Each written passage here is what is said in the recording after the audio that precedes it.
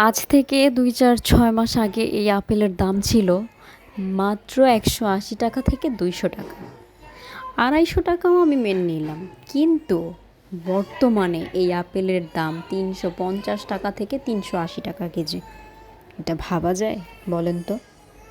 তাও যদি হয়তো অরিজিনাল। এই আপেলের উপর করা হয়েছে কি জানেন? মোম পালিশ, যেটা আমি বাসায় নিয়ে যাওয়ার পরে বুঝতে পারছি। খাবারের অবস্থা যদি এরকম হয় তাহলে বলেন তো আমাদের কিডনি, লিভার এগুলোতে পাথর হবে না কেন?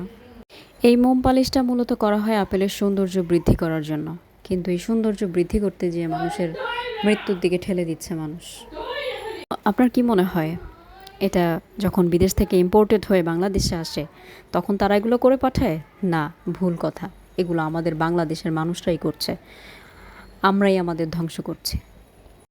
বাঙালির সর্বনাশ করতেছে, এটা কি মানেন আপনারা? এই আপেলটা যদি আপনি আপনার বাসায় আইনা 10 থেকে 15 দিন রাখেন, কিচ্ছু হবে না, যেমন আপেল তেমনই থাকবে। ভাই, মানুষেরও তো পচন আছে, কিন্তু এগুলোর নাই।